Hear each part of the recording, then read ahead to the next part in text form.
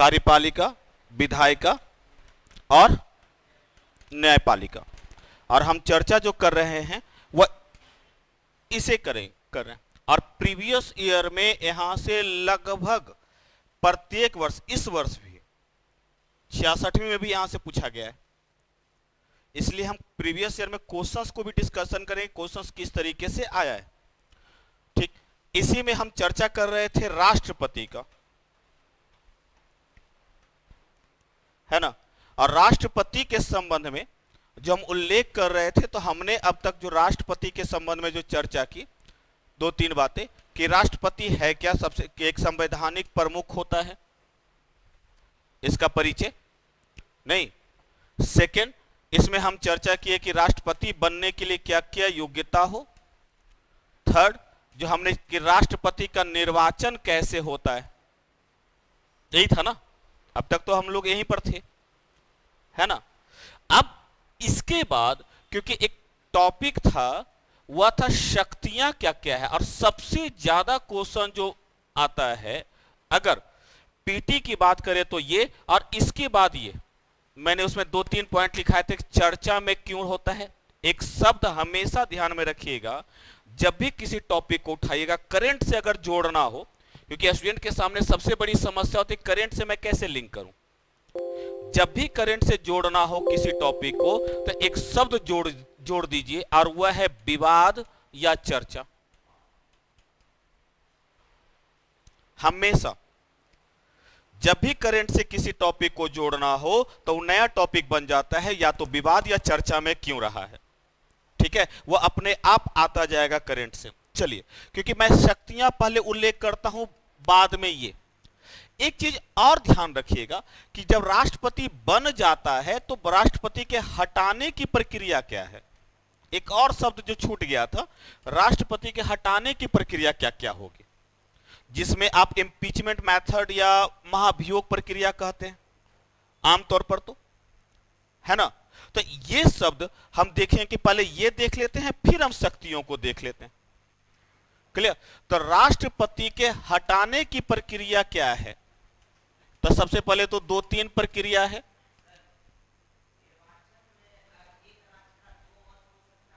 नहीं, विधानसभा का हो सकता है। हाँ,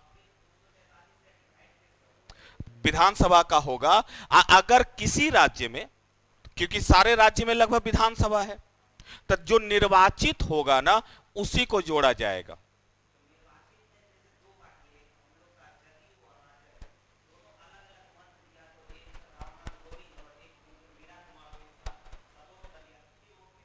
एक मिनट, ए बी कोई पार्ट बैठा हुआ है, वो खड़ा हुआ, ठीक है।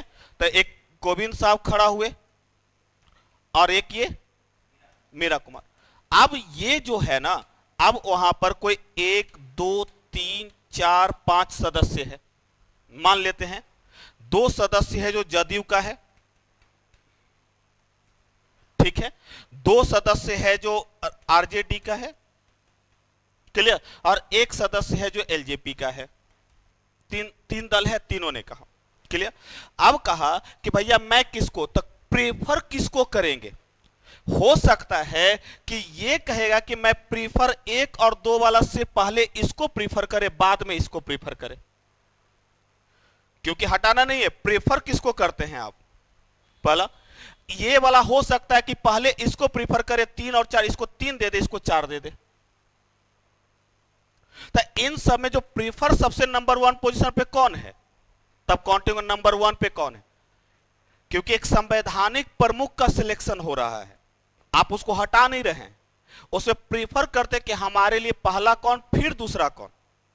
अगर ये पहले मतगणना में यदि 50 + 51 आ जाता है, तो वो पहले चुन लिए जाते हैं। अगर नहीं आता है, तो फिर कोटा प्रणाली का प्रयोग करेंगे, क्लियर।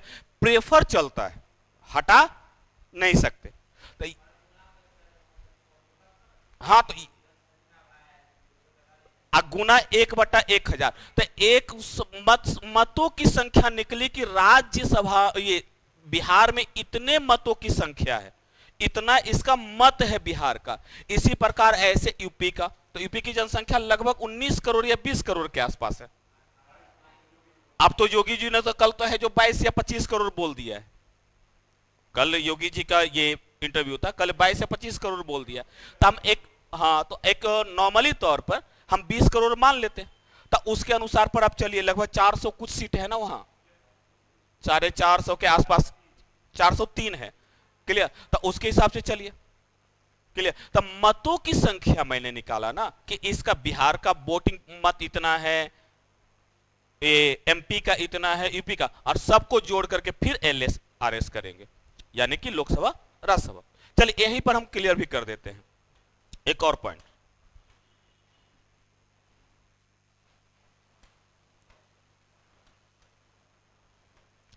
क्योंकि हटाने की प्रक्रिया कैसे कैसे हटेगा राष्ट्रपति, सबसे पहले तो कार्यकाल पूरा हो जाए, सिंपल सी बात है। कार्यकाल पूरा होने पर, कितना कार्यकाल है भैया, एक बार से अधिक बार चुना जा सकता है या नहीं चुना जा सकता, कहीं पाबंदी नहीं है कि 2 ही बार, सिर्फ एक ही राष्ट्रपति रहे जो 2 बार रहे, वह है राजेंद्र प्रसाद, बाकी जितने भी रहे 1 बार रहे। दूसरा, त्याग पत्र दे दे, तो त्याग पत्र किसको देगा, उपराष्ट्रपति को। याद रखिएगा, उपराष्ट्रपति की शक्तियों का कहीं उल्लेख नहीं है, उपराष्ट्रपति कोई शक्तियां नहीं होती है, ध्यान रखिएगा। कारण, अगर उपराष्ट्रपति का एक ही कार्य है, या तो राज्यसभा का सभापति बन जाए, राज्यसभा का, यदि उपराष्ट्रपति राज्यसभा का सभापति बन जाता तो सभापति के रूप में काम कर रहा होता है, उपराष्ट्रपति के रूप में काम नहीं कर रहा होता है, पहली बात, क्लियर। तो क्योंकि 2 पद, एक ही व्यक्ति 2 पद धारण नहीं कर सकता, शर्त यह है। सेकंड, यदि राष्ट्रपति की मृत्यु हो जाए, मृत्यु होने पर, क्लियर, तब उपराष्ट्रपति अपने आप, तब उस समय उपराष्ट्रपति की जगह वो क्या बन जाएगा, इसलिए उपराष्ट्रपति कोई शक्तियां है ही नहीं, वो पद चेंज हो जाता है, उसका बदलता रहता है, क्लियर। तीसरा है, यदि संविधान का उल्लंघन करता हो, यानी कि संविधान सम्मत कार्य नहीं करता हो, तो महाभियोग प्रक्रिया लागू होगी, जिसे आप इंपीचमेंट मेथड कहते हैं, क्लियर। महाभियोग प्रक्रिया लागू होगी, और कई बार क्वेश्चंस तो यहां से पूछ दिए जाते हैं। तो महाभियोग प्रक्रिया होता क्या है, क्लियर, याद रखिएगा। जब जो निर्वाचित करेगा वही इसको हटाएगा, फिर आगे बढ़ेंगे तो देखिए मनोनीत की कोई भूमिका, मनोनीत का मतलब क्या होता नहीं कर रहे। अभी हम 4 राष्ट्रपति ही जेंडर को जिसको काउंट मनोनीत कर रहे हैं, कौन कौन है, राष्ट्रपति मैस्कुलिन है, चुने। फेमिनिन है, कॉमन है और तो न्यूट्रल। महाभियोग प्रक्रिया में, महाभियोग प्रक्रिया में, इंपीचमेंट मेथड में 2-3 बातें। पहली, कब लागू होगा, संविधान का उल्लंघन यानी संविधान सम्मत कार्य न कर रहा हो तब, कब लागू होगा। यहां पर कोई आपराधिक मुकदमा शब्द नहीं है, यहां पर कोई मुकदमा शब्द नहीं है, एक ही शब्द है कि संविधान का ऑप्शन दे दिया। महाभियोग प्रक्रिया लागू होगी संविधान का उल्लंघन करने पर, आपराधिक मुकदमा दर्ज होने पर, सिविल मुकदमा दर्ज होने पर, या कोई अन्य कारण, और ऑप्शन तो ई रहता ही है, क्लियर। एक ही कारण हो सकता है, और वह है सिर्फ और सिर्फ संविधान का उल्लंघन करने पर। राष्ट्रपति पद पर बैठे हुए व्यक्ति पर आपराधिक मुकदमा दर्ज नहीं होता। उस समानता के अधिकार का उल्लंघन भी माना जाता है इस प्रक्रिया को। समानता के अंतर्गत तो सब होना चाहिए ना, चाहे वो किसी भी पद पर क्यों ना बैठा हुआ हो। यह समानता का उल्लंघन नहीं माना जाएगा कि राष्ट्रपति राज्यपाल पर कोई मुकदमा दर्ज नहीं हो सकता उसके कार्यकाल के दौरान, क्लियर, ध्यान रखिएगा। तो संविधान का उल्लंघन होने पर ही महाभियोग प्रक्रिया लागू होगी। सेकंड, जब किसी व्यक्ति पर, किसी राष्ट्रपति पद पर जब महाभियोग प्रक्रिया लागू होगी तो उसे उसके पहले सूचना देनी होती है, और यह सूचना कितने दिन पहले देनी होती है, 14 दिन पूर्व सूचना देनी होती है। किसको सूचना देगा, राष्ट्रपति को। भाई आप पर महाभियोग प्रक्रिया लागू होने वाली है, आपने संविधान का उल्लंघन किया, इस कारण महाभियोग प्रक्रिया लागू होगी, तो राष्ट्रपति का भी हक बनता है ना कि वो अपना पक्ष रखे। आप एक उस पर लागू कर तो उसे भी तो हक है ना कि अपना पक्ष रखे। तो अपना पक्ष रखने के लिए वो 14 दिन पहले उसको सूचना दे दी जाती है। क्लियर? अब किसी भी तो फिर आगे बढ़ेंगे तो देखेंगे। हमने में बोला था किसी कि भी ये जो नाउन है हमारा, इसको 3 पार्ट में हमने लोकसभा डिवाइड कर या दिया था। किसी भी सदन एकदम नीचे लिखेंगे, टेंशन मत लो। अभी पहले जान पहचान वाला है, काम का चीज नहीं कम लिख रहे से हैं। कम 1/4 सदस्य। ठीक है, क्या क्या लिखा थे? तो कहा जो था हमने कि नाउन को हम लोग 3 पार्ट में संख्या बांट है, दिए थे। एक था जेंडर, संसद जो दूसरा था उपस्थित जो लोग केस, हैं, और उनके तीसरा था 1/4 नंबर। सदस्य। अर्थात मान लेते हैं कि ठीक है, 543 तो ये 3 टाइप आपके नाउन के अंदर कद आता है, ये 3 चैप्टर आता है जिसको हमको मान लेते फर्दर हैं कि पढ़ना सारे है। के सारे अब सदस्य देखेंगे जेंडर से। आ गए, ठीक है है ना? तो थोड़ा जान और पहचान कर 543 लेते हैं, क्यों? जेंडर दो को नहीं शुरू है, कर लेते हैं। एंग्लो-इंडियन को खत्म ठीक है, कर दिया फिर गया। आगे बढ़ेंगे। होना चाहिए था 500, लेकिन अब तो 2 है ही नहीं, तो 543, क्योंकि 543 ही निर्वाचित हैं। क्लियर? तो जो निर्वाचित होगा वही, तो 543/4, या अगर राज्यसभा में लाया जाएगा तब 238/4, क्योंकि 238 निर्वाचित है, 12 तो मनोनीत है। ध्यान रखिएगा, 12 को तो राष्ट्रपति ने चुना है ना, तो वो भाग जो निर्वाचित होगा वही भाग लेगा। तो इसकी संख्या होनी चाहिए। क्लियर? इसके बाद उस सदन में, किसी भी सदन में आ जाए, उस सदन में चर्चा होगी। ठीक है, अब उस सदन में क्या होगी? चर्चा होगी। क्लियर? और चर्चा कितने बहुमत से पारित होना चाहिए? कोई भी पास जो होगा, कोई भी, वो 2/3 बहुमत होगा। तब कुल उपस्थित सदस्यों का 2/3, जितना सदन उपस्थित है ना उस समय, उपस्थित सदस्यों का 2/3। तो उपस्थित सदस्य जो उस चर्चा में भाग उस दिन ले रहा है, उपस्थित सदस्यों का कितना तिहाई? अब एक सदन पारित कर दिया, अब कहां जाएगा? दूसरा सदन में। इस बीच में यह भी हो सकता है कि मान लीजिए एलएस में आया लोकसभा में और आरएस में गया, मान लेते हैं। क्लियर? और इस बीच में जाने की प्रक्रिया के बीच में राष्ट्रपति इस्तीफा दे दे। राष्ट्रपति क्या करे? इस्तीफा दे दे। तो महाभियोग प्रक्रिया, क्योंकि उद्देश्य क्या था? हटाना। क्लियर? तो महाभियोग प्रक्रिया अपने आप समाप्त हो जाएगी एक सदन से दूसरे सदन में जाने के क्रम में। अब क्लियर हो गया? ठीक है, अब दूसरा सदन में चर्चा होगी। अब वो चर्चा भी कितने से पारित होना चाहिए? जिस समय जैसे ही पारित हो गया, तत्काल समय से राष्ट्रपति का पद खाली हो जाएगा। जिस समय, 1 मिनट भी उसके बाद टाइम नहीं मिलेगा। क्लियर? तो तत्काल समय से पास होने पर तत्काल समय से, क्लियर, पद खाली हो जाएगा, राष्ट्रपति को त्याग पत्र दे देना पड़ेगा। यह पूरी प्रक्रिया ना, महाभियोग, ये जो लिया गया है ना, ये अमेरिका से लिया गया है। क्लियर? ठीक है, अब महाभियोग प्रक्रिया क्लियर हो गया। अगर क्वेश्चंस आ जाए, देखिए क्वेश्चंस कहां से फंस जाएगा, या तो यहां फंसेगा, कहां फंसेगा? उपस्थित या कुल सदस्य, शब्दों में खेल कर देगा वो। उपस्थित या कुल सदस्य, तो यहां लिखा हुआ है उपस्थित 2/3 सदस्य, जितने सदस्य उपस्थित है ना उसका 2/3। याद रखिएगा, कभी कभी हो सकता है कुल सदस्य लिख ले, और कभी कभी लिख दे उपस्थित सदस्य, उपस्थित सदस्यों का 2/3। जिस दिन चर्चा, मान लेते इस समय चर्चा हो रही, तो बहुत सारे सदस्य नहीं भी आए ना, तो जितने सदस्य ना उसका 2/3। हो सकता है कि शुरुआत में आ गया 543, तो उसका 1/4, हो सकता है चर्चा चल रही हो, तो हो सकता उस दिन सदस्य 300 ही उपस्थित है, हो सकता उस दिन सदस्य 300 ही, तो 300 का 2/3 लाने के लिए 1/4। आप जब आप लाएंगे तो सिग्नेचर होगा ना कि मैं आपके खिलाफ प्रस्ताव ला,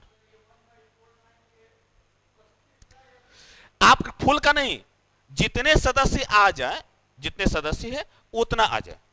क्लियर, उपस्थित का भी हो सकता है। क्लियर, तो जितने सदस्य इसका आ गया, तो इसलिए उपस्थित और अनुपस्थित जरूर ध्यान रखिएगा, कंफ्यूजन आपका वहीं पर होगा। क्लियर, और वहां पर एक टर्मिनोलॉजी कहानी खत्म, क्योंकि उसमें ऑप्शन ई भी है। ठीक है, तो 1/4 याद रखिएगा, 2/3, और 2/3 का कौन सा? क्लियर, हो सकता है उस दिन सारा का सारा उपस्थित हो जाए, ये भी तो हो सकता है व्हिप जारी कर दे कोई दल, व्हिप जारी कर दे। व्हिप का मतलब होता है आदेश, कि अपने बीजेपी कहे कि हम भैया आज चर्चा होने वाली है, सारे सदस्य को उपस्थित रहना है, इसको बोलते हैं आदेश जारी कर देना, व्हिप जारी कर देना। तो कोई एक पार्टी अपने सदस्यों को जो आदेश जारी करती है उसको संसदीय भाषा में व्हिप कहा जाता है। क्लियर, तो शब्दावली ना बड़ा कंफ्यूजन कर देता है आपका पॉलिटी में, इसलिए उस शब्द को जरूर ध्यान रखिएगा। तो महाभियोग प्रक्रिया क्लियर हो गया। ठीक है, अब मैं आगे बढ़ूं। अब इस लिख लिया आपने, हाँ पहले ये लिख लो,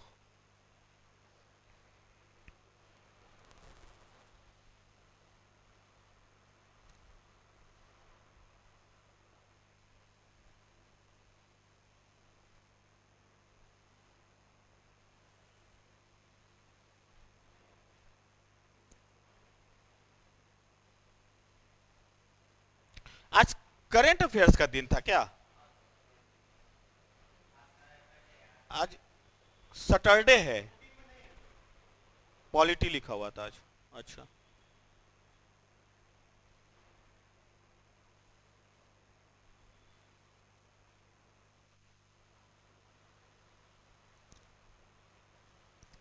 करंट अफेयर्स में टेक्नोलॉजी जरूर पढ़ लेना सब, बिना टेक्नोलॉजी के 5 क्वेश्चन आपके हाथ से चला जाएगा। करंट अफेयर्स जो 67 में बैठेंगे, सिलेबस में टेक्नोलॉजी शब्द है, मैं भी बता देता हूं कौन कौन सा टॉपिक है उसे पढ़ना, आप पढ़ने का उसका तरीका बता, वहां से 5 क्वेश्चन एग्जाम में आते हैं। ठीक है, और मेंस में तो 2 एग्जाम, तो 2 तो क्वेश्चन रखा हुआ ही है उसका टेक्नोलॉजी का, तो टेक्नोलॉजी जरूर पढ़ लेना आप लोग, साइंस एंड टेक्नोलॉजी का। मैं बताता हूं कौन कौन सा टेक्नोलॉजी है जो एक्चुअली पता ही नहीं चलता है ना कि कहां टॉपिक है, कहां उसका सिलेबस उसका कितना विस्तारित है, और वहां कंफ्यूजन है।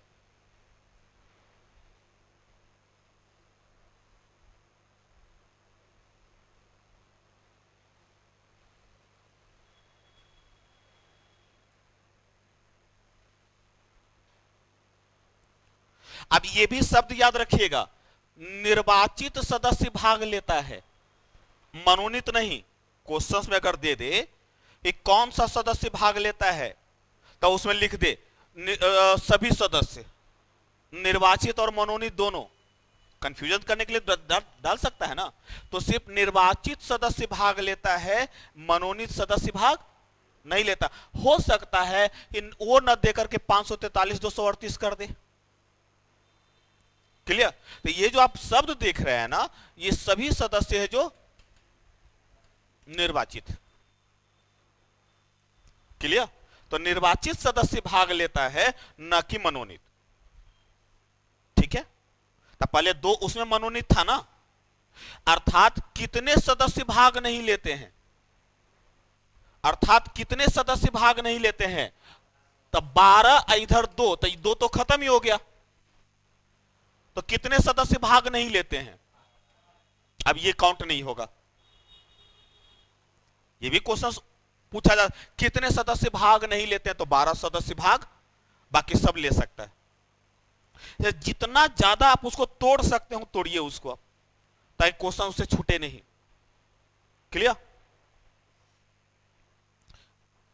बढ़ू आगे। आदेश जारी करना, जब कोई दल जो है अपने सदस्यों को संसद में उपस्थित होने के लिए आदेश जारी करता है, ठीक है, इसको संसदीय भाषा में व्हिप कहा जाता है। क्लियर? चलिए, अब हम जो बात कर रहे थे महाभियोग प्रक्रिया हो गया, हटाने की प्रक्रिया। अब जो चर्चा है उस शक्तियों के संबंध में, और सबसे ज्यादा क्वेश्चन यहीं से, और करीब करीब हर चौथे तीसरे एग्जाम में पूछा गया, इस बार भी आया है और हमेशा महत्वपूर्ण बना रहता है ये टॉपिक। कौन कौन सा शक्तियां हैं? तो सबसे पहले शक्तियों को देख लीजिए कि क्या क्या है। शक्तियां कहीं लिखा रहेगा, कहीं कार्य लिखा रहेगा, याद रखिएगा, कहीं कार्य लिखा होगा, कहीं शक्तियां लिखा होगा। लोकतंत्र में जहां संविधान लागू है तो वहां कार्य का मतलब कि शक्तियों से है, कि कार्य तभी करेगा जब हम उसको शक्ति देंगे, अन्यथा कार्य नहीं करेगा।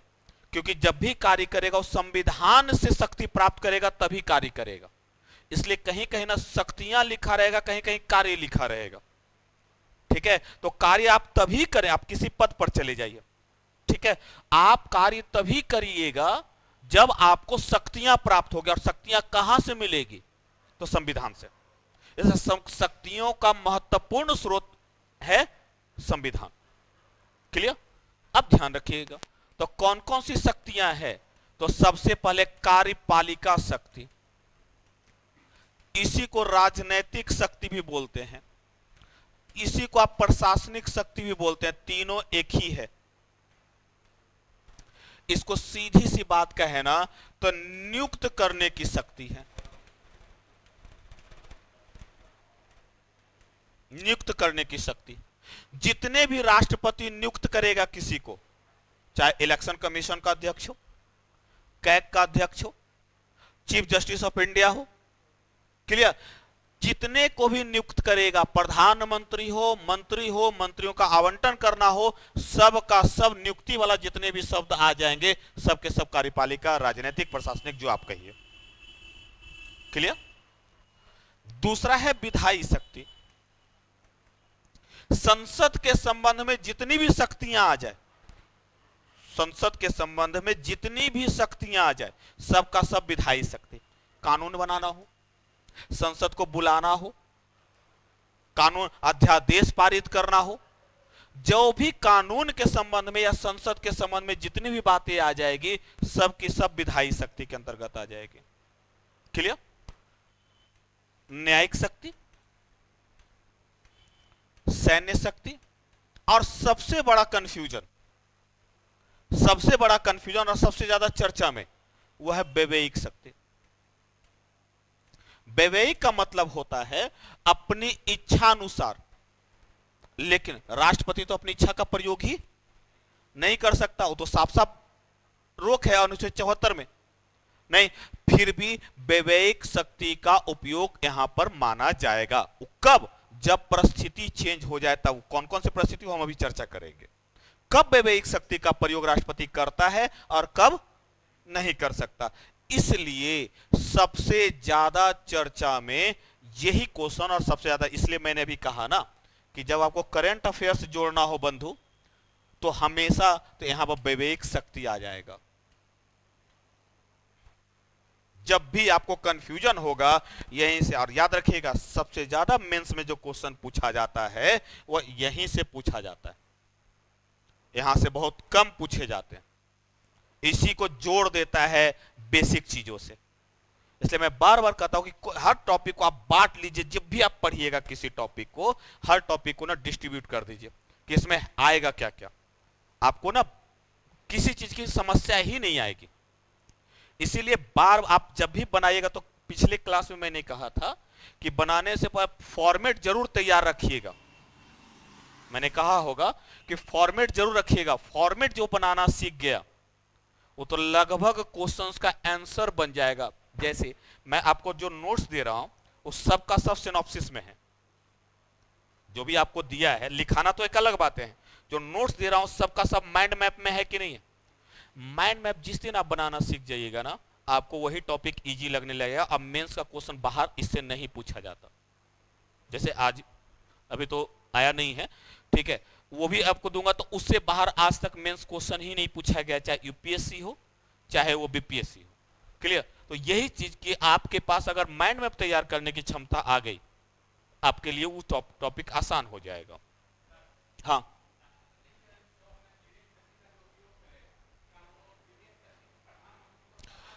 ये मैंने कहा ना, ये आगे भी चर्चा करूंगा कि यह एक विवाद का तो परिस्थितियों पर डिपेंड करता है कि राष्ट्रपति कब विवेक शक्ति का प्रयोग करेगा।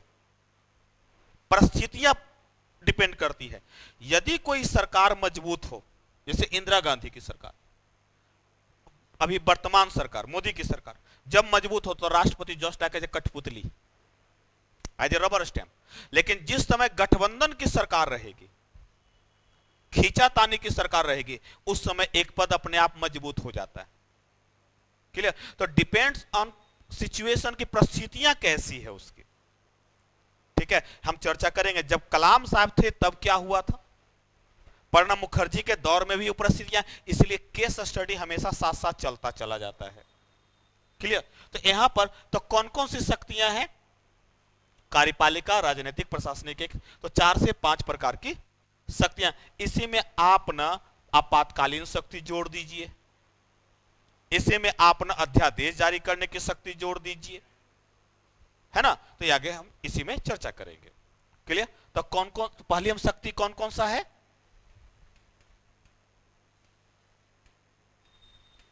राजनीतिक शक्ति। क्या क्या आ जाएगा? पहला, प्रधानमंत्री की, आप देखिए ये कोई दिक्कत नहीं है प्रधानमंत्री की नियुक्ति के संबंध में। कब तक? अब सिचुएशन समझ लीजिए। सिचुएशन यह है कि लोकसभा, ध्यान रखिएगा, सिचुएशन समझ लीजिए, लोकसभा में प्रधानमंत्री का बहुमत होना चाहिए किसी एक दल का, ठीक है, एक दल या गठबंधन का। अर्थात बहुमत दल का नेता, बहुमत दल का नेता कहां? लोकसभा में। एनडीए कहता है, एनडीए कहता है, एनडीए में कई पार्टियां हैं, बीजेपी है, जदयू है, ठीक है, और कौन कौन सा है? कांग्रेस इसमें कहां से आ गया? लोजपा है, ठीक है, और भी कई सारे पार्टियां हैं। क्लियर? ठीक है, जोश में था लड़का। क्लियर? अब सबको मिला करके इन सब ने बैठक किया, चुनाव हुआ 2019 का, और कहा कि हमारे नेता जो बनेंगे वो मोदी बनेंगे। हमारे नेता कौन बनेंगे? किसमें, कौन कहेगा? तो जिसका लोकसभा में बहुमत होगा वो कहेगा, क्योंकि बहुमत साबित हमेशा लोकसभा में होता है, राज्यसभा में नहीं होता। क्लियर? क्योंकि लोकसभा ही जनता का सभा माना जाता है, राज्यसभा नहीं माना जाता। क्लियर? तो लोकसभा में। सेकेंड, लोकसभा में हो सकता है कि ऐसी परिस्थिति कि लोकसभा में कोई नेता ही ना है, हो सकता है राज्यसभा से चुन करके जाता हो, मनमोहन सिंह। यह कहीं जरूरत नहीं है कि जो प्रधानमंत्री बनेगा वो लोकसभा का सदस्य हो ही, यह शब्द मैंने नहीं बोला। बहुमत लोकसभा में होना चाहिए, ध्यान रखिएगा, तब वो प्रधानमंत्री बनेगा, नेता चुना। लेकिन वो निर्वाचित ही लोकसभा से वो व्यक्ति हो, यह महत्वपूर्ण नहीं है। क्लियर? जैसे मनमोहन सिंह राज्यसभा से चुन के गए थे, निर्वाचित हैं नहीं, तो क्या माने जाए? तो बने ना प्रधानमंत्री।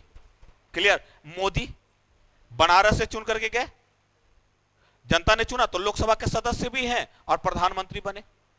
तो ये कहां होना चाहिए? तब बहुमत दल का नेता होना चाहिए। क्लियर? कहां बहुमत साबित होगी? यहां तक क्लियर हो गया? दूसरा, हो सकता है कि यहां गठबंधन हो जाए। अब कहे ना कि बहुमत किसी को ना हो, किसी को बहुमत ना हो। ऐसा हुआ है जब 13 दिन की सरकार अटल बिहारी वाजपेयी की बनी थी। ध्यान रखिए, केस स्टडी ध्यान रखते चलिएगा। जब 1996 में, ठीक है, जब अटल बिहारी वाजपेयी की सरकार बनी तब पूर्ण बहुमत नहीं था, लेकिन सबसे बड़ा दल था बीजेपी, पूर्ण बहुमत नहीं था, वह गठबंधन बना ही नहीं पाए, लेकिन सबसे बड़े दल के यहां विवेक शक्ति आ गया, यहां आ गया उनका विवेक की शक्ति। यहां पर कोई दिमाग लगाना है राष्ट्रपति को, यहां पर कोई दिमाग नहीं लगाना, कोई विवेक शक्ति का प्रयोग यहां नहीं होगा।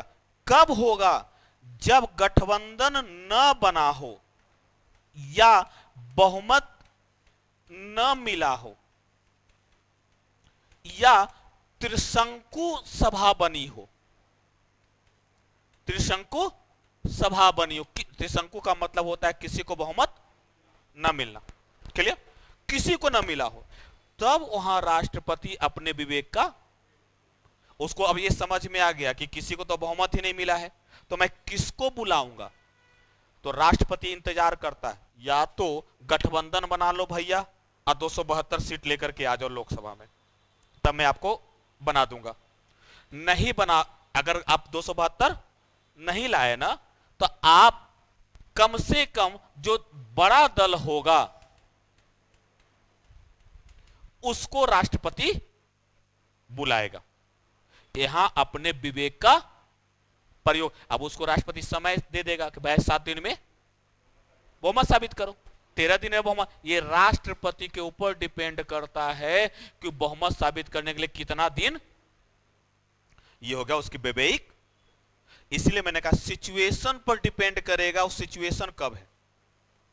यदि बहुमत है, इस समय बहुमत है, तो राष्ट्रपति अपने विवेक का प्रयोग, लेकिन त्रिशंकु विधानसभा है, त्रिशंकु लोकसभा बन गया, किसी दल को पूर्ण बहुमत नहीं मिला, तब राष्ट्रपति अपने विवेक का प्रयोग करेगा और सबसे बड़े दल के नेता को बुलाएगा। उस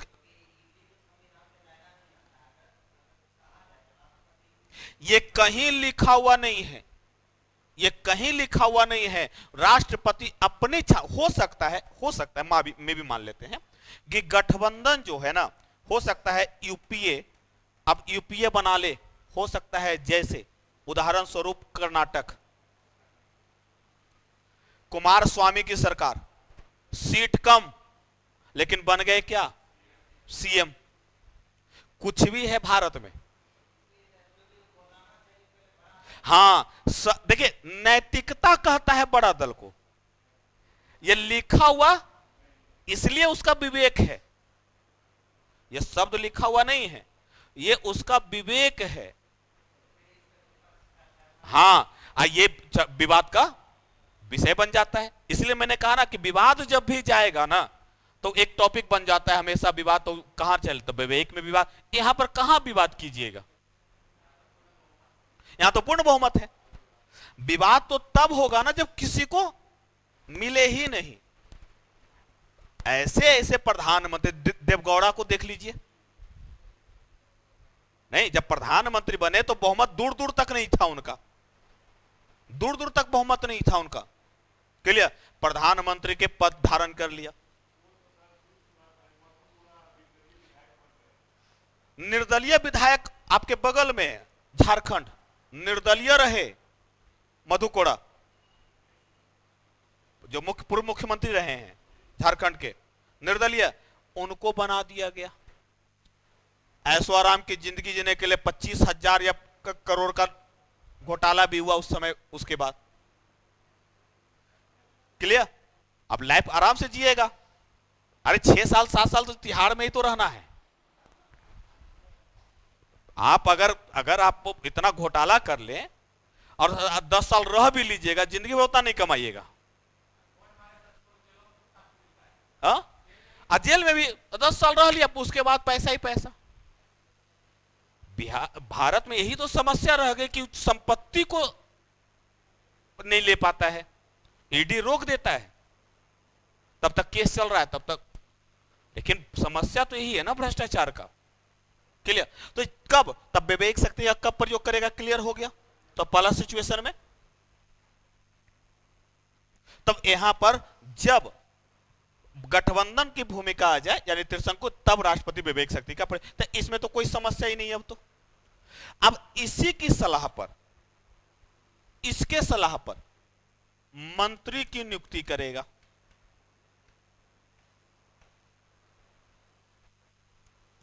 मंत्री की नियुक्ति करेगा। 75 में, अनुच्छेद 75(1) में इसका उल्लेख है। क्लियर?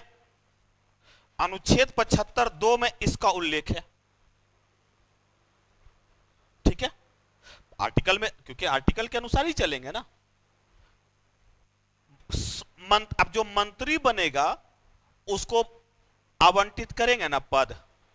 अब कोई मंत्री बन गया, पहले शपथ दिलाई जाएगी तब पद आवंटित होता है। पद आवंटन करेंगे ना कि भाई ये पोर्टफोलियो मिलेगा।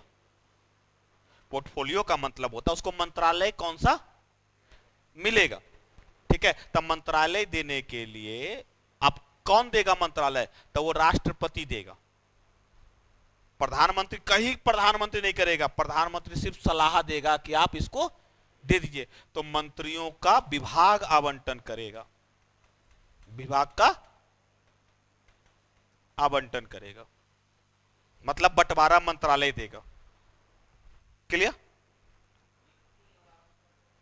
विभाग का मतलब है कि कोई किसी को अब शपथ दिला दिया तो भैया विभाग तुरंत नहीं मिलता है, विभाग का बंटवारा होता है। तो ये प्रधानमंत्री पूछेगा ना, प्रधानमंत्री बोलेगा ना कि आप ये विभाग हर्षवर्धन को हटा करके मांडविया को स्वास्थ्य विभाग दे दीजिए। तो मांडविया का शपथ ग्रहण हुआ, लेकिन विभाग बंटवारा बाद में होगा। हाँ, क्लियर? तो यहां पर पहले मंत्री की नियुक्ति होगी अर्थात शपथ होगा, अब बाद में ये सब काम कौन करेगा? अब क्लियर? इसके बाद और क्या क्या शक्ति है? सीजेआई को शपथ कौन दिलाएगा? CJI chief justice of India शपथ भी दिलाएगा और नियुक्ति भी करेगा। मुख्य निर्वाचन आयोग, ठीक है, नहीं सॉरी, मुख्य न्यायाधीश को। ठीक है, अभी रमन्ना है। क्लियर? इसके बाद और कौन कौन? Election commission, CAG, NCBC, SC, ST अर्थात national council of backward caste. जो भी संवैधानिक संस्था होगा, ध्यान रखिएगा, जो भी संवैधानिक संस्था होगा उसके अध्यक्ष की नियुक्ति कौन करेगा? आपको एक टॉपिक, जब सिलेबस आपको दिया है मैंने, उस सिलेबस में बटा हुआ है संवैधानिक संस्था, गैर संवैधानिक संस्था। देखिएगा, जो सिलेबस दिया है उस सिलेबस में संवैधानिक और गैर संवैधानिक संस्था अलग अलग है ना। तो जो भी संवैधानिक संस्था के अध्यक्ष की नियुक्ति करेगा तो कौन करेगा? इसीलिए तो मैंने उसमें लिख दिया है कि राजनीतिक वर्ग मतलब नियुक्ति। तो इसको आप नियुक्ति वाला भी कह सकते हैं, नियुक्ति की शक्ति। राज्यपाल की नियुक्ति कौन करेगा? यूपीएससी के अध्यक्ष की नियुक्ति, सिंपल से। और राज्यपाल संवैधानिक पद है, तो जो भी संवैधानिक पद होगा उसकी नियुक्ति कौन करेगा? क्लियर? तो आमतौर पर इसको कह सकते हैं नियुक्ति की शक्ति। अब क्लियर हो गया? तो कब कब विवाद हो सकता है ये ध्यान में रखिएगा। इसमें सिर्फ एक सिचुएशन में विवाद हो सकता है जो अभी हमने चर्चा किया, जब बहुमत न मिला हो तब।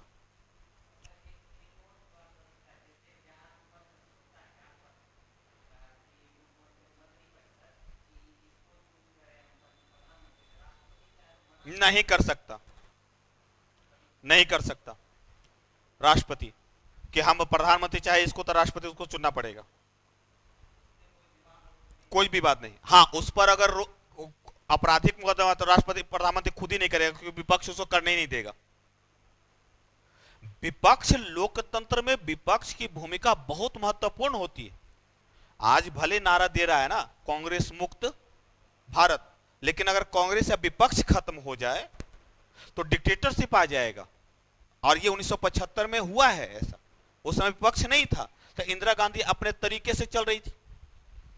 और आप लोग के लिए एक और करंट अफेयर्स बन गया है, एयर इंडिया का निजीकरण। 18,000 करोड़ तो ये देख रहे हैं ना, 67,000 करोड़ लॉस में वो एयर इंडिया पहले। और ये जुड़ गया राष्ट्रीयकरण के मुद्दा से, क्योंकि एयर इंडिया का कभी राष्ट्रीयकरण हुआ था जब 1969 में, जब इंदिरा गांधी ने राष्ट्रीयकरण किया, और ये जुड़ा हुआ है लोकतांत्रिक समाजीकरण, समाजवादी व्यवस्था। ठीक है, तो कोई भी टॉपिक ना एक दूसरे से लिंक कर देता है। जैसे अभी निजीकरण हुआ है ना, बोली लगी है ना, आप इसको विनिवेश से जोड़ सकते हैं, आप इसको निजीकरण से जोड़ सकते हैं, आप इसको लोकतांत्रिक समाजवादी व्यवस्था से जोड़ सकते हैं। क्लियर, सब जगह से जाकर के एयर इंडिया वाला क्वेश्चन बन जाता है, उदाहरण के रूप में आप इसको लिख सकते हैं। क्लियर, तो ये चीज है ना कि हमेशा करंट ना जोड़ता चला जाता है। देखिए, समाजवादी का मतलब आर्थिक संसाधन, इसका मतलब यह होता है ना कि हम सबकी राय से व्यवस्था चर्चा करेंगे। रसिया में या अन्य देशों में जो समाज, उस सामने एक ही दल का प्रभुत्व रहता है, मैंने उल्लेख किया था, एक ही दल का। भारत में एक दल का प्रभुत्व नहीं है। यहां पर क्या, सबके साथ संविधान सम्मत कार्य करेंगे। संविधान से बाहर, इंदिरा गांधी भी नहीं गई संविधान से बाहर, गई तो उसको पद त्यागना पड़ा, उनको भी चुनाव में आना पड़ा ना। यहां तक कि हाई कोर्ट ने उनको बुला लिया था केस, वो ये न्यायालय में उनको खड़ा करवा दिया था राजनारायण बाद में। क्लियर, तो लोकतांत्रिक समाजवादी व्यवस्था का मतलब है कि संविधान सम्मत, ठीक है, संसाधनों का एकत्रीकरण करना और उसका पूर्ण बंटवारा करना, लेकिन संविधान सम्मत, जबरदस्ती नहीं ले सकते। लेकिन इंदिरा गांधी ने इसमें थोड़ा सा, क्या बोला जाए इसको, कि अपने पद का दुरुपयोग किया था इसमें, और जबरदस्ती पूर्वक कई संसाधनों को, उसमें से एक था JRD टाटा वाला एयर इंडिया, जबरदस्ती उसका क्या बोलते उसको, राष्ट्रीयकरण किया गया था जबरदस्ती पूर्वक। तो ये हम आगे चर्चा करेंगे कभी कि क्योंकि क्यों किया गया था। JRD टाटा खुश भी नहीं थे जो प्रक्रिया चली, और उसके बाद अभी मौका मिला टाटा समूह को, बोली लगा दिया। क्लियर, राजनीतिक शक्ति हो गया। दूसरा है विधायी शक्ति। क्या क्या है इसमें? विधायी मतलब जहां संसद वाली बात आएगी ना, वो सब विधायी शक्ति मानी जाएगी। क्लियर, तो क्या क्या आएगा, ध्यान रखिएगा। कानून बनाने की शक्ति, कानून बनाने की शक्ति, पहला शर्त तो यही हो गया, कानून बनाने की शक्ति, संसद कानून बनाता है। दूसरा, संसद सत्र बुलाने की शक्ति,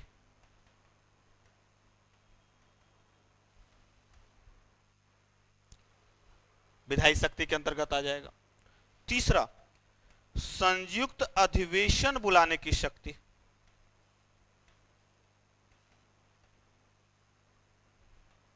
और याद रखिएगा मेंस में विधायी शक्ति से 2 बार क्वेश्चन आया हुआ है।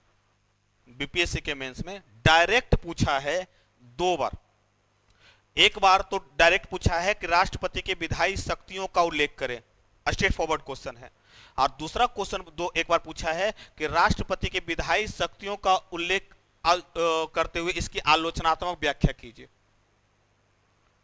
दोनों को 2 बार क्वेश्चन बीपीएससी से पूछा है। क्लियर, इसलिए यह टॉपिक बहुत इंपॉर्टेंट हो जाता है। एक क्वेश्चन संसद से पूछा है कि कानून बनाने के, संसद के कानून बनाने की प्रक्रिया का उल्लेख करें, वो यही चलेगा। क्लियर, और इसी से क्वेश्चन 2 क्वेश्चन और आया है, अध्यादेश जारी करने की शक्ति और वीटो की शक्ति से। यही है वीटो की शक्ति और अध्यादेश जारी करने की शक्ति, इसी के अंतर्गत आ जाएगा। क्लियर, तो पहला कानून बनाने की शक्ति, संसद सत्र बुलाने की शक्ति, संयुक्त अधिवेशन की बुलाने की शक्ति। क्लियर, और क्या क्या हो सकता है? 12 सदस्यों को मनोनीत करने की शक्ति। कहां करता है मनोनीत? संसद भंग करने की शक्ति इसी के पास है।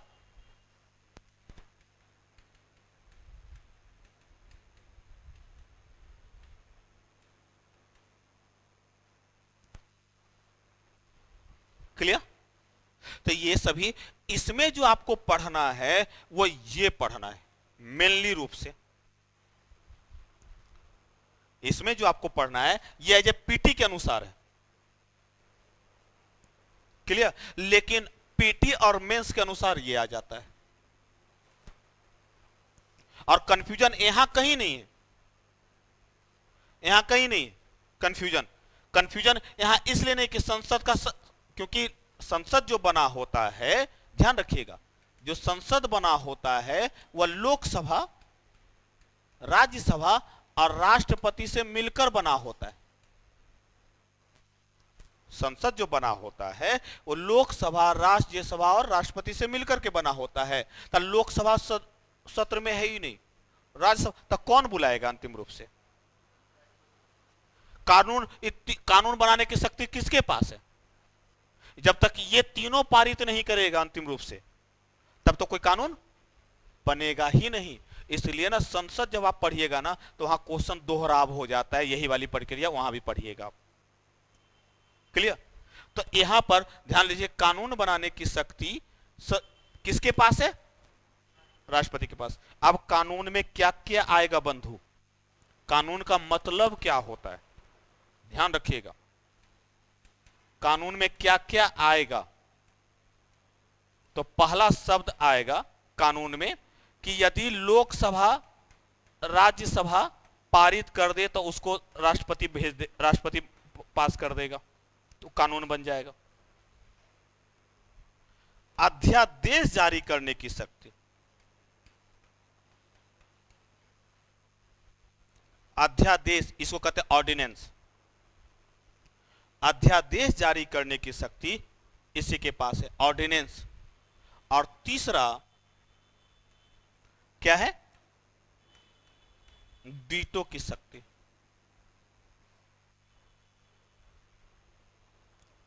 क्लियर?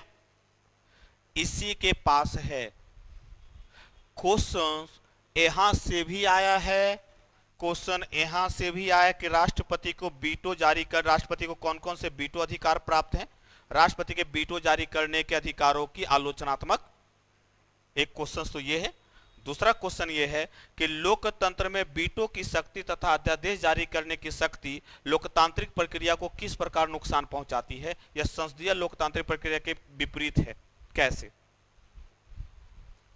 इसीलिए सबसे ज्यादा कंफ्यूजन यहीं से होगा। इसलिए तीनों बातों को ध्यान रखिएगा। कानून का मतलब क्या होता है, कानून जारी कैसे हो जाता है, ठीक है? और सब यहां पर कैसे, तो पहले वाले देख लेते हैं। कोई भी विधेयक, ध्यान रखिएगा, विधेयक कानून नहीं। विधेयक, गर्मी लग रही है क्या? ठीक है, कोई भी विधेयक, विधेयक दो प्रकार का होता है, इसको कहते हैं सरकारी और गैर सरकारी। ध्यान रखिएगा, विधेयक दो प्रकार का होता है, इसको कहेंगे सरकारी और गैर सरकारी। सरकारी का मतलब जो मंत्री द्वारा लाया जाए। कृषि कानून, मंत्री द्वारा कृषि कानून विधेयक लाया गया नहीं, तो जो मंत्री द्वारा लाया जाएगा वो सरकारी। और जो गैर मंत्री द्वारा लाया जाएगा, हो सकता है बीजेपी का कोई सदस्य ले आए लेकिन वो मंत्री पद पर ना हो, यानी कि सदस्य गैर मंत्री द्वारा जो लाया जाएगा वो गैर सरकारी विधेयक होगा। ये मत समझ ले कि बीजेपी की सरकार है तो वो सरकारी माना जाएगा, नथिंग। कोई भी मंत्री ला सकता है, ठीक है, लेकिन ये बहुत कम पारित हो पाता है। इसके लिए बहुमत, 2/3 बहुमत जुगाड़ करना बहुत मुश्किल है। इसके लिए आसान है, ठीक है, क्योंकि मंत्री द्वारा लाया गया। तो इसको विधेयक लाया गया कहां? किसी भी सदन में। ध्यान रखिएगा, किसी भी सदन में। यह विधेयक कहीं भी लाया जाएगा, या तो लोकसभा में लाया जाएगा या राज्यसभा में लाया जाएगा।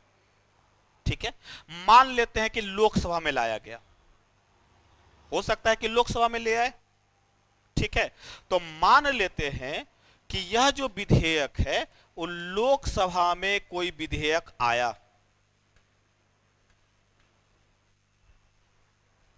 क्लियर, सरकारी विधेयक आ गया जो मंत्री द्वारा लाया गया। अब लोकसभा में हमने क्या कहा था, लोकसभा में कि बहुमत कहां बहुमत हो, बहुमत कहां होना चाहिए, लोकसभा में, यही था ना, इधर था क्या, जो प्रधानमंत्री जो बात कर रहे थे कहां बहुमत होना चाहिए, लोकसभा में, इसमें नहीं था क्या, ये लोकसभा में बहुमत होना चाहिए, इरेज कर दिया लगता है, क्लियर।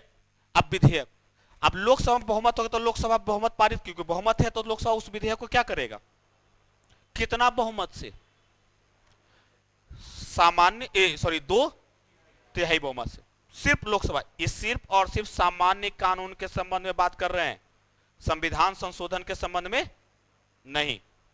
ये जो हम बात कर रहे हैं ना, उस सामान्य कानून के संबंध में बात कर रहे हैं, संविधान संशोधन के संबंध में बात नहीं कर रहे हैं। ठीक है, तो यहां पर अभी ध्यान रखिएगा, सामान्य कानून जैसे कृषि कानून है ना, जैसे दिवालियापन कानून, भूमि सुधार कानून, तो सामान्य कानून के संबंध में किसी भी सदन में लाया, अब उसको कितने बहुमत से पारित होना चाहिए, फिर यह कहां जाएगा, फिर यह 2/3 बहुमत से पारित होना चाहिए, और तब कहां जाएगा, अब राष्ट्रपति के पास 3 प्रकार की शक्तियां यहां पे, अब यहां पर राष्ट्रपति सामान्य कानून के संबंध में 3 प्रकार की शक्तियों का प्रयोग कर सकता है। कौन कौन सा, या तो पास कर दे, कानून बन जाएगा, या तो पास कर दे, तब तो कोई टेंशन ही नहीं है, पास कर दिया तो, या अपने विवेक का प्रयोग कर ले, हो सकता है कि अपने विवेक का, यहां पर तो अपना विवेक प्रयोग पास कर दिया, अपने विवेक का प्रयोग कर ले और कहे कि नहीं इस कानून में थोड़ा संशोधन होना चाहिए, तो पुनर्विचार के लिए लौटा दे। दूसरा प्रयोग कर लिया कि पुनर्विचार के लिए लौटा दे, क्लियर हो गया। अच्छा, ये पहले था ना कि जितना बार भी पुनर्विचार के लिए लौटा सकता था, लेकिन 44वें संविधान संशोधन द्वारा एक बार कर दिया, किसके संबंध में, सामान्य कानून के संबंध, ध्यान रखिएगा, एक बार, तो किस संशोधन द्वारा, 44वां संशोधन द्वारा एक बार लौटा सकता है।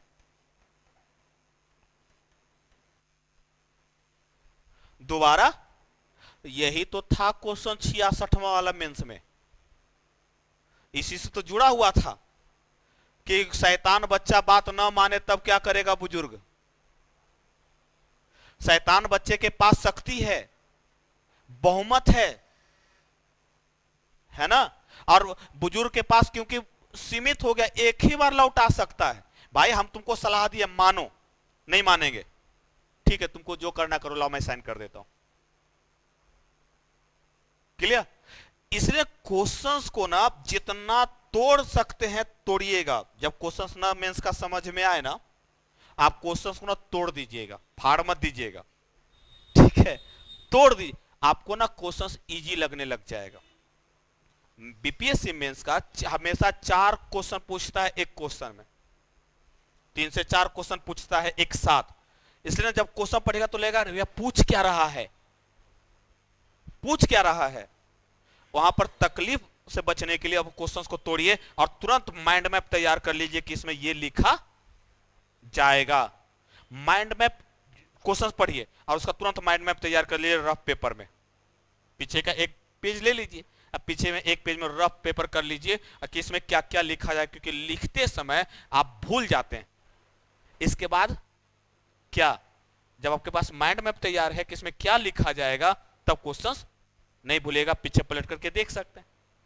क्लियर? तो तोड़िएगा। यहां पर भी देखिए,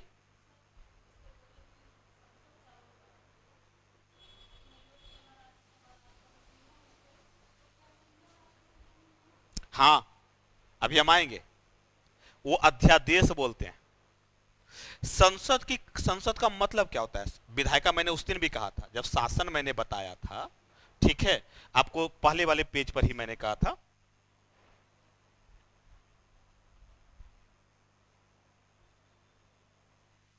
जब शासन मैंने बताया तो मैंने क्या कहा था, विधायिका का उल्लेख पिछले क्लास में किया था ना, और मैंने क्या कहा था, विधायिका का मतलब जो कानून बनाए, जननीति बनाए। तब विधायिका का अंग तीनों है ना, लोकसभा, राज्यसभा, राष्ट्रपति। कोई एक ही, कोई राष्ट्रपति कहे नहीं मैं ही ताकतवर हूं, तो डिक्टेटरशिप हो गया ना। वो जननीति कहां से बनाएगा? वो तो डिक्टेटरशिप हो गया, और वो डिक्टेटरशिप लोकतंत्र में नहीं चलेगा, क्योंकि जनता ही प्रमुख है। जनता में कौन आ जाएगा? लोकसभा। और लोकसभा की ही बात को आप नहीं मानेंगे तो लोकतंत्र चलेगा क्या? संभव नहीं है। इसलिए परिस्थितियां डिपेंड करता है कि राष्ट्रपति कब पारित करेगा। जैसे अभी मैं चर्चा करता हूं,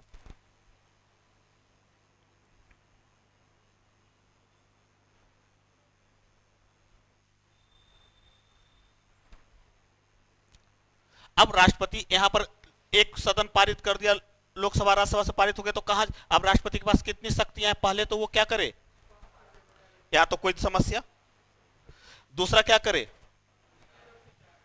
एक ही बार लौटाएगा। किस संशोधन के द्वारा? अब तो क्लियर? या वीटो का प्रयोग कर ले, या कहे कि हम नहीं लौटा, हम नहीं पास करेंगे, हम रख लेंगे, वीटो का प्रयोग कर ले। तब तो यहां का मतलब ही मैंने कहा ना कि यहां पर एक शक्ति और है ना, यहां पर वीटो का अभी बता रहे, क्लियर? तब वीटो का प्रयोग कर ले, तो वीटो का मतलब क्या भाई? वीटो का कुछ तो मतलब होगा ना, याद रखिएगा। अब यही वीटो को थोड़ा सा अंतरराष्ट्रीय स्तर पर चलिए, यूएनओ में भी वीटो का अधिकार प्राप्त है कि नहीं? 5 को जोड़ करके देखिए, यूएनओ में भी जो 5 अस्थायी सदस्य है उसको वीटो का अधिकार प्राप्त है कि नहीं है? 4 सदस्य लागू है, 4 सदस्य क्या है, तैयार है किसी मुद्दे पर। अब 5वां कहना है जी मैं नहीं मानूंगा, तो चारों की बात, लोकसभा राज्यसभा तैयार है, ये कहेगा मैं नहीं मानूंगा, हो सकता है ना, कहेगा मैं नहीं मानू, कानून रुक जाएगा। अर्थात इसे हिंदी में कहते हैं निषेधाधिकार, यानी कि रोक लगा देना। वीटो का मतलब कानून को ही रोक देना। भारत में राष्ट्रपति को 3 प्रकार के वीटो अधिकार मिला हुआ है, इसका मतलब है रोक लगाना।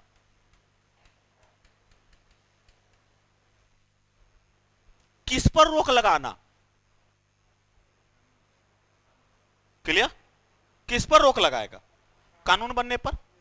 कौन कौन सा वीटो का अधिकार प्रयोग है? तो सबसे पहले निलंबनकारी वीटो,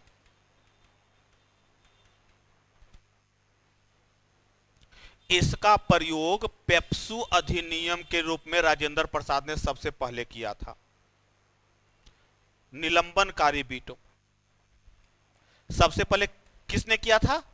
राजेंद्र प्रसाद ने। किस अधिनियम, किस कानून के लिए? तब पेप्सू कानून के लिए। दूसरा है पॉकेट वीटो, पॉकेट में ही रख लेना, पॉकेट में रख लेना। ज्ञानी जैल सिंह ने इसी वीटो का प्रयोग किया था। जब ज्ञानी जैल सिंह राष्ट्रपति थे ना, तो सुनते होंगे पॉकेट वीटो।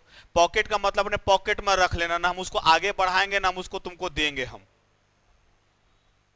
डाकघर अधिनियम का ऐसे ही हुआ था, ठीक है। तो ये इसका प्रयोग किया था ज्ञानी जैल सिंह ने। अब वह कौन सा अधिनियम था? डाकघर एक्ट। इस एक्ट में क्या था ना कि मीडिया पर नियंत्रण, प्रेस की स्वतंत्रता पर रोक लगाने के लिए अधिनियम आया था। क्लियर? इसलिए आज तक ये पॉकेट में पड़ा हुआ है। नहीं हो सकता है, मैंने क्या कहा, हम नहीं देंगे तुमको, अब कर लो जो करना है। आप लोकसभा फिर, अब क्योंकि लोकसभा तो बहुमत है कि तो कहेगा इसके जगह मैं कोई और ले आऊंगा, कोई और ले आएगा, सो ला सकता है। ये दोबारा नहीं किया, आज तक पॉकेट में पड़ा हुआ है। क्लियर? और एक और है विशेषाधिकार वीटो। एक और है जो मैं भूल रहा हूं, एक और का नाम क्या? ज्ञानी जैल सिंह। क्लियर? एक वीटो और है जो मैं भूल रहा हूं, याद आएगा तो मैं बता दूंगा। क्लियर? तो ये वीटो का मतलब क्या है? हाँ, निलंबनकारी, मतलब हटा देना, निलंबित कर देना, रिप्लेस कर देना, ठीक है, हटा ही देना उसको। क्लियर? चेंज कर देना, हम नहीं आगे बढ़ने देंगे इसको। क्लियर? नहीं ला सकता। क्लियर हो गया? लेकिन वीटो का प्रयोग राष्ट्रपति बहुत मुश्किल से करता है।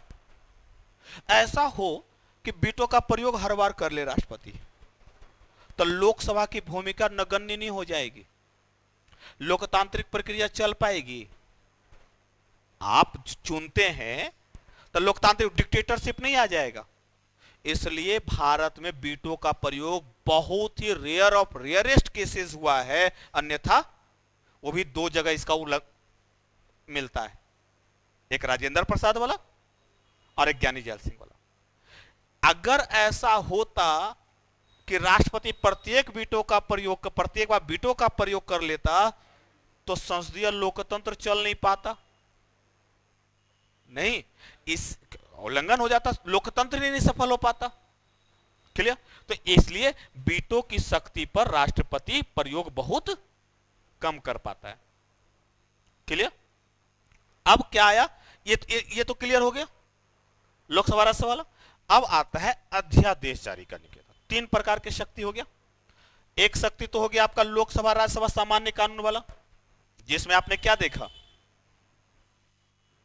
ये हो गया ना पास, पुनर्विचार और वीटो का प्रयोग, तीनों हो गया। अब एक और देखिए, यदि संसद सत्र में संसद कार्य न कर रहा हो सकता है ना ऐसी स्थिति, उसे कहते हैं अध्यादेश, या आमतौर पे कहते हैं ऑर्डिनेंस।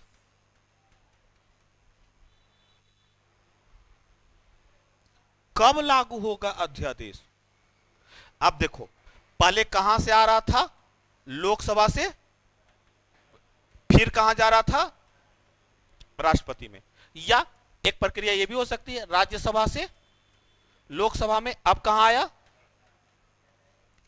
यहां ना उल्टा है, अध्यादेश में राष्ट्रपति सीधा आ जाएगा, यहां सीधा उल्टा है, नहीं। तो अध्यादेश कौन, अब यहां पर आ गया क्या? राष्ट्रपति, और राष्ट्रपति से लोकसभा, और लोकसभा से या राष्ट्रपति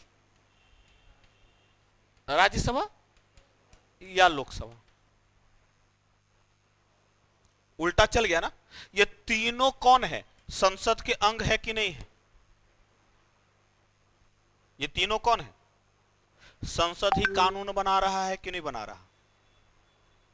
संसद ही कानून बना रहा है, कहीं संसद बाहर है इससे? चाहे अध्यादेश जारी करना हो, सामान्य कानून बनाओ, जो भी बनाना हो, संसद ही करेगा। चलिए, अब अध्यादेश का मतलब क्या हुआ? जब, कब आएगा अध्यादेश? जब संसद कार्य या सत्र में न हो, और कानून बनाना आवश्यक हो।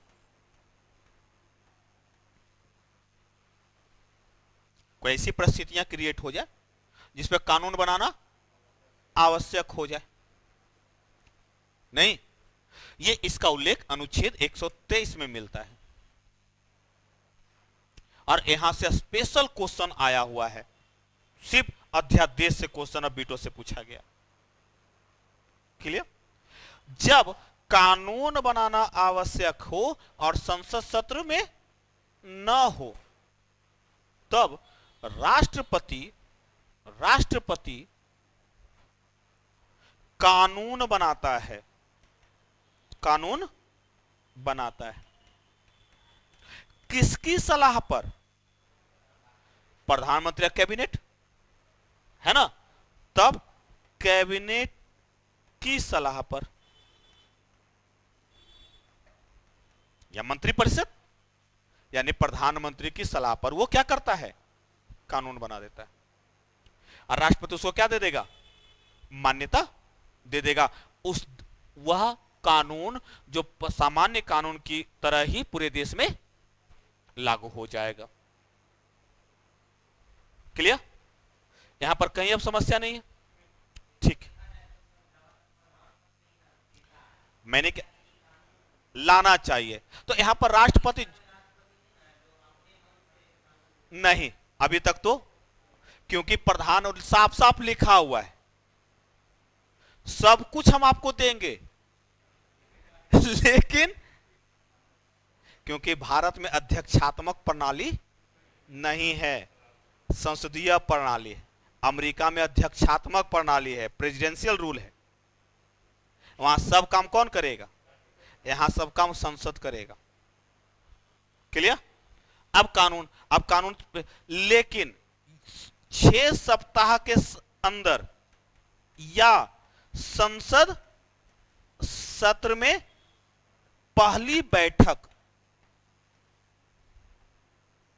के दौरान वह लोकसभा या द्वारा प्रमाणित होना, तब वो कानून फिर लागू हो जाएगा। अब हो सकता है ऐसा कि संसद सत्र पारित हो सकता है, राष्ट्रपति पारित कर दिया और संसद पारित, लोकसभा राज्यसभा पारित ना करे तो कानून अध्यादेश क्या हो जाएगा? परंतु इसका मतलब नहीं कि दोबारा जारी नहीं कर सकता।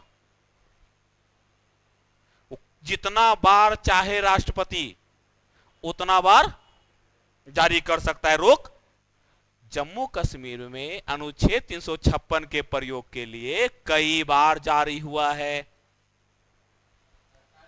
लगातार हुआ था ना ऐसा। ये अध्यादेश हो गया। अध्यादेश पूरे देश के लिए भी लागू हो सकता है या कोई एक विशेष क्षेत्र के लिए भी लागू हो सकता है। क्लियर? तो अध्यादेश जारी करने की अनंतिम शक्ति किसके पास है? हां, अगर उसको बढ़ा सकता है, हो सकता है संसद उसको सत्र में लागू ना करे, लेकिन राष्ट्रपति उस समय बंद हो जाएगा, फिर अध्यादेश जारी होगा, फिर बंद होगा, फिर अध्यादेश जारी होगा। इस पर कोई नियंत्रण। अब सोचिए ऐसा स्थिति हो कि बार बार अध्यादेश द्वारा देश चले, बार बार हो जाए, लोकसभा की भूमिका खत्म हो जाए, राज्यसभा की भूमिका खत्म, अब बार बार अध्यादेश जारी हो, यह संघीय व्यवस्था का उल्लंघन नहीं माना जाएगा? यह संसदीय प्रणाली का उल्लंघन लोकतंत्र के लिए चलेगा क्या? ये संभव है क्या? या लोकतंत्र के लिए नुकसानदेह हो सकता है कि बार बार अध्यादेश से सरकार नहीं चलती। सरकार को सबको साथ लेकर के चलना होगा। और यह क्वेश्चन बीपीएससी का था कि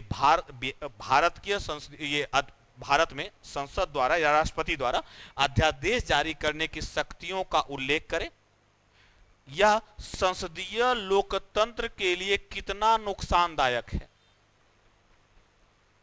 क्वेश्चन यहीं से अब क्लियर समझ में आ गया? तो अध्यादेश जारी करने की शक्ति का मतलब है कि जब कानून बनाना आवश्यक हो और संसद सत्र में न हो कार्य न कर रहा हो तो कैबिनेट की सलाह पर अनुच्छेद 103 के तहत 123 के तहत कानून बना सकता है, जिसकी क्षमता 6 सप्ताह तक हो या संसद सत्र के पहली बैठक तक होती है। क्लियर? सारा शब्द लिखा हुआ, आपको सिर्फ अरेंज कर देना है। क्लियर? यदि संसद यानी कि लोकसभा राज्यसभा उस अध्यादेश को पारित नहीं करती है, यदि कर देती है तो वो कानून का रूप लेता है, और अगर नहीं तो वह अध्यादेश क्या होगा? समाप्त हो जाएगा। परंतु राष्ट्रपति दोबारा और कई बार अध्यादेश जारी कर सकता है। क्लियर?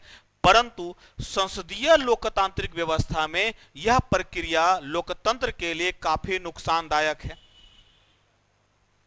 क्योंकि संसदीय लोकतांत्रिक व्यवस्था में, संसदीय लोकतंत्र में सभी कार्य आम सहमति से होते हैं, जिसमें संसद, लोकसभा और राज्यसभा की भूमिका, यदि बार बार अध्यादेश जारी किया जाएगा बार बार, तो यह डिक्टेटरशिप अर्थात तानाशाही का रूप धारण कर लेगा। इसलिए हर चीज का आलोचनात्मक व्याख्या होगा। अब क्लियर समझ में आ गया? अगर क्वेश्चन इससे रिलेटेड आ गया तो ये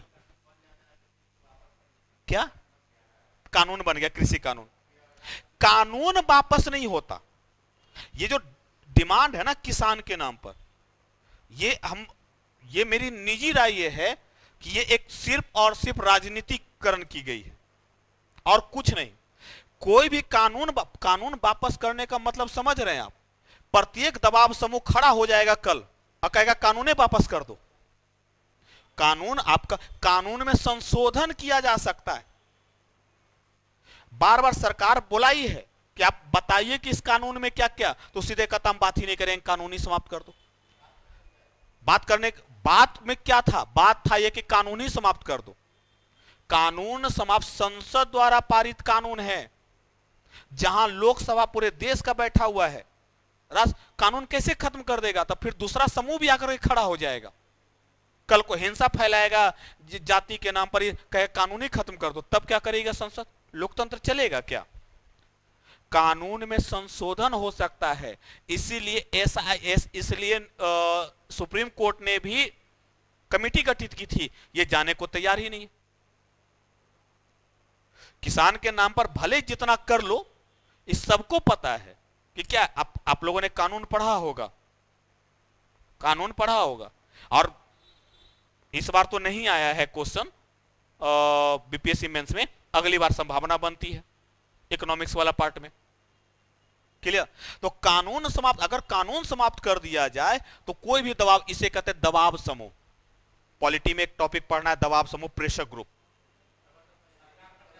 अपने उद्देश्य को प्राप्त करने के लिए, एक निश्चित उद्देश्य को प्राप्त करने के लिए, जब कई लोग हिंसात्मक और अहिंसात्मक तरीके से सरकार पर दबाव डालते हैं,